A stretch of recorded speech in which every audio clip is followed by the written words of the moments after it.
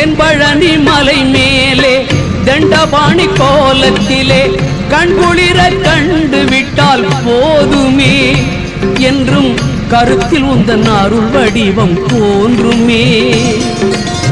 தென்பழனி மலை மேலே தண்டபாணி கோலத்திலே கண்குளிர கண்டு விட்டால் போதுமே என்றும் கருத்தில் உந்தன் அருள் வடிவம் தோன்றுமே.